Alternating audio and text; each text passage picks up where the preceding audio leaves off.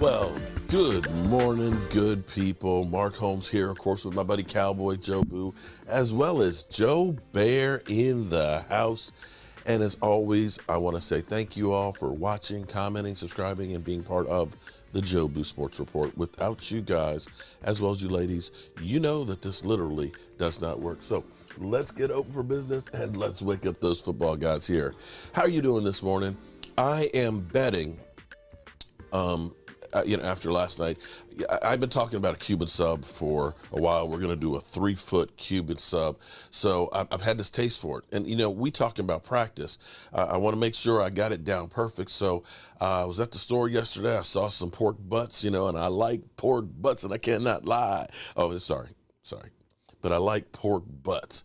And so I started smoking them about 6 o'clock last night. They've been going on 16 hours, probably got about 3 more hours to go. And it's going to be delicious, shredded pulled pork, and we got the sub rolls. We're just doing small ones. With the sub rolls, we got the pulled pork. We're making Cuban sandwiches. We got the ham, we got the Swiss cheese, got to go get the pickles and the mustard, and you grill that sucker flat. Oh, it's going to be good. We doing Cuban today. We going around the world. Last night, so I was up a couple times there putting, getting the smoke and stuff on it because it's got to be smoked good.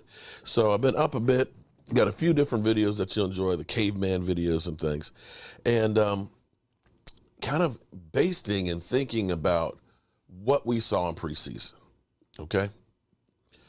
It's going to be quiet in here this week. In fact, I am so happy that the Eagles got bitch slapped, okay?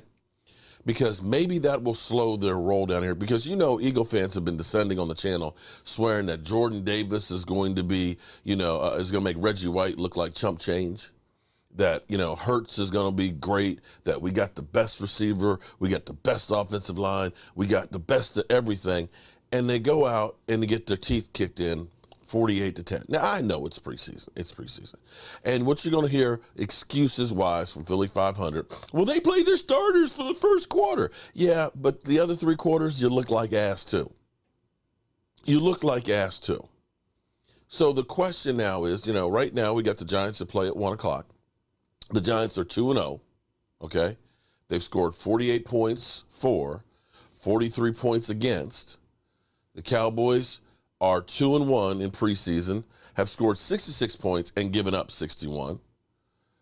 The Eagles have scored 52 points and given up a staggering 92. And Washington has scored 50 points and given up 64. Now, I'm going to say, again, the Cowboys, it actually worries me that the Cowboys won 2 games. Because typically, winning in preseason is something the Cowboys don't do in playoff years. That's a fact.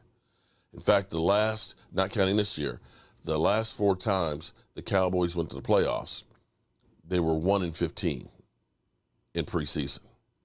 So that doesn't actually bode well that we actually won 2 games. But we didn't play any of our starters. Unlike the other teams did play their starters, at least a series or 2. Our starters never hit the field. Here's the interesting thing, if we look at those numbers. Even though we never played our starters at all, the Cowboys scored the most points. Although the Giants probably will beat us. I'm assuming that they'll get at least, a couple touchdowns. They'll end up beating us on that. But compared to Washington, compared to Eagles, we've scored more points. As far as giving up points, we've given up the least thus far. So we'll see how the Giants do. Now, the question is, and again, it's preseason. It's preseason, so don't get too excited and don't get too upset. However, Nick Sirianni, after the game last night, this listen here. This does not sound very good. We all got to look at ourselves in the mirror and get better from it, and that's the philosophy, no win or lose, that we have after each and every game that we play here in Philadelphia. We all got to look at ourselves in the mirror and get better from it, and that's the philosophy, no win or lose, that we have after each and every game that we play here in Philadelphia. Wow. Doesn't it sound like he just came from a funeral? All right. I do want to say something, and this is for you Washington fans. And Jalen Hurts. You know, I tell you what, Jalen Hurts is cool people. Here we have Jalen Hurts, even though he's not playing. He's not going to play in the game. Jalen Hurts is there signing autographs and stuff for Eagle fans that are there in Miami. Washington, take note that the stadium ain't falling apart. That he's not risking his life by signing stuff, okay? Because that stadium you got, just can't do it. Just can't do it. So, all right, here's what are we going to take away from preseason so far, okay? I don't think that the Giants are a good team. I don't. I mean, the Giants, okay, congratulations. You know, you got 2 wins in there. I still don't think that the Giants are going to be a great team. I just don't. They've looked better on offense. Daniel Jones has made a couple of plays here and there. He's made some bonehead ones. I still don't think that they are going to make that much noise. They'll be better. They couldn't be much worse than they have been. Washington, from what you've seen from Carson Wentz, it feels like we're just getting more of the same for Washington. You have to look at them and kind of say, you know, Antonio Gibson, we thought was their big back. He's now the punt returner because he can't hold on to the football. I'm not sure that Washington and Chase Young is still on the PUP list, and I think that this year may not be a very good year for him at all because I think he's got a long ways to go with that knee, and I'm not sure he has the work ethic to go ahead and get ready to be able to play. The Eagles, let's be clear here. With the Eagles, I say the Eagles have improved their team. They have gotten a lot of players. But the question to me is right now, because, and they're still looking for players, because they brought all these players from different places, they've got to now become part of the culture. Because they have all these other players, they have to assimilate them and get them up to speed to what they're doing. Because they have all these players, it seems like when I watch the Eagles, and these are their backups, that they're missing the fundamentals, pursuit angles. And people, if you do not understand what a pursuit angle is, you do not understand football. If you watch the 2020 Dallas Cowboys defense, one of the biggest problems they had was because they did not understand how to chase a guy down.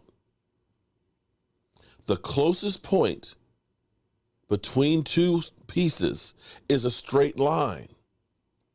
And if you do not understand that I'm not going to where the guy is, I'm going to where the guy's going to be, you never catch him. We ended up having plays that should be, 5-10 yard plays, but because people wouldn't pursue the angles correctly, would go to the house. The second thing is understanding how to tackle. It's difficult these days because you don't tackle in practice. The thing I will say about the Dallas Cowboys defense is they come in mass. It's not one guy trying to tackle you. Everybody is flying to the ball. Second thing, we understand pursuit angles and cutting a guy off. So a play that's a bad play that we give up 8 or 12 yards does not go to the house.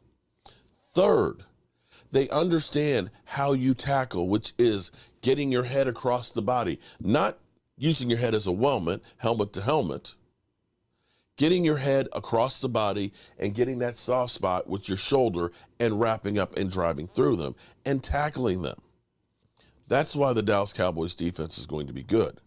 When I watch the Eagles defense, and again, these are backups, and some of these guys won't be starters or make the team and stuff, but I've watched the Eagles all 3 weeks, and it seems like the same pattern has emerged with that defense. They don't pursue well, they don't tackle well, and they look like they're out of shape. This is not hate. This is not hate. This is what I see out there. I see a totally different energy, and there's no way you can have watched the Cowboys and the Eagles, all their preseason games, and look at the Cowboys defense and say that it's ass, that it's not tackling, it's not flying to the ball, it's not making things happen. You look at the Eagles defense, at least with these guys, you have to question it. Now, would that be different with their starters? Sure. But here's the thing. as we just witnessed this past week. It's great to have a great frontline player, but what do you have under? What do you have when one of those guys go, or in the rotation of guys? I look at the guys that we've got on the defense. I feel confident in first string guys, second string guys, maybe even some of the third string guys, that if they have to go in, I'm okay with it. And depth is key. So I want to bring in Colin Cowherd, because he's going through with the Cowboys from last year and telling us why the Cowboys are frauds. It was a non-playoff team, and that was the Mike McCarthy, I can't see the clock excuse, where they mangled a timeout and were lucky to escape with a win. And then their second big win was over rookie quarterback Mac Jones in Week 6, a team with no number one wide receiver, and they beat him in overtime. Those were their impressive wins. Dallas was 9-1 last year against teams that missed the playoffs. And we know there's always 8 to 9 really bad teams in this league. They were 3-5 against playoff teams, and here's their 3 wins. Beating Mac Jones in overtime, a rookie quarterback, and beating Philadelphia twice, the second time Gardner Minshew quarterback. So, the expectations for Dallas this year, I don't think Dallas is very good. I don't think they have an elite coach. I think they have a solid quarterback. I think they have 2 great players. I think Zach Martin, guard, is a first-ballot Hall of Famer and would start for every single team in the league. Zach Martin is an amazing offensive lineman, and I think Micah Parsons, similarly, would start for every team in the league. They have 2 great players, but they've got holes in a lot of different places. One of them, I think, is head coach. I think the Dallas Cowboy brand has eclipsed the team, and I think that's the last 20 years. Jerry Jones is a brilliant brand creator. Mm-hmm. The stadium got news. His team gets news. They're smart enough to train out in Southern California, so they get a lot of love in the biggest economy in the country, and they deserve a lot of credit for that. On his podcast this week, they lost Randy Gregory. They've lost Amari Cooper. They lost Lyle Collins. There's some losses here, and they missed on Von Miller, who Buffalo's backup quarterbacks. Okay, that's the last year. You start looking, and it's a lot of situations that aren't ideal. They did face Brady, and they lost. They did face Mahomes, and they lost. And they did face Derek Carr, and they lost. And they did face Kyler Murray, and they lost.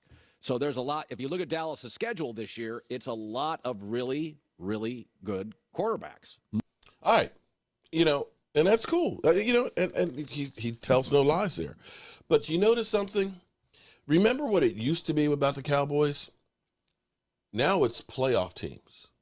It used to be teams with winning records. Cowboys can't beat teams with winning records. That's what they used to tell you. Dak can't beat teams with winning records. Now it's playoff teams because, as he put it, some people rank Justin Herbert higher than Dak Prescott. Well, the Cowboys went to the Chargers in L.A. and beat him. They had a winning record. The Eagles, basically, he tells you right there, the Eagles are trash, right? Because, of course, he laughed about beating the Eagles, and basically he's saying the Eagles aren't a good team. But, okay, they still won enough to make the playoffs. That's 2 games there. They beat New England, and, of course, New England, a place where the Cowboys had not beaten New England in forever. That's 4 games right there. You end up beating New Orleans, winning record. That's 5 wins against teams with winning records. Okay. Let's go to the Eagles. The team that everybody says is a great team. Let's take a look at their wins. And how did they do against playoff teams? Let's see. Atlanta, they beat, not a playoff team, not in a long time. They lost to San Francisco. Of course, they got, shellacked by the Cowboys 41-21. They got beat by Kansas City too, 42-30. Those all 3 were playoff teams, mind you. They beat Carolina. Okay, Carolina, not a winning record. They lost to Tampa Bay, 28-22, playoff team. They lost to the Raiders, 33-22. They did beat the Lions last year. They play them the first game of the season. The Lions, losing record. They lost to the Chargers, that same team that the Cowboys beat. They did beat Denver, but not a winning record. New Orleans, the only team that they beat with a winning record last year. They lost to the Giants. Let me say that again. They actually lost to the Giants. They beat New York. They beat the Washington Covids. And let me put an asterisk on here, because when Colin Cowherd tells you that they played Gardner Minshew, okay? Well, when the Eagles won 27-17 against the Washington Commanders had 21 players out on COVID. And they ended up bringing in Garrett Gilbert off of New England's practice squad that week to be the starting quarterback. So if you're going to talk about the Eagles resting some of their starters, then you need to take and put an asterisk by the game against the Washington Commanders. They beat the Giants. They beat Washington. And of course, that game, he says, it was Gardner Minshew. But some people in the Eagles are actually thinking that Gardner Minshew should be the starter. FYI. So we need to understand that, first thing, preseason doesn't mean a lot. You want to get some work in. You want to get some a look at players that you want to keep or get rid of, or guys that you're upgrading. You want to do a little bit of work. You don't want to show a whole lot. You want to get healthy to start the season. Well, the Cowboys, unfortunately, we did lose Tyron Smith. I dare say we found a lot of young players that are going to play valuable minutes, and we're going to have tough decisions on who stays. As I look at this right now, I think everybody who has, and again, it's preseason. I think if you're looking and saying that the Eagles were a lock, like Philly 500, to win the division, I think you have to now look and say there may be some questions on all of the teams in the division, but especially with the Eagles. Now, again, we'll see if the drive that Jalen Hurts had, 6 for 6 for 81 yards, leading them to a touchdown against the Jets, if that is the rule or if that's the exception to the rule.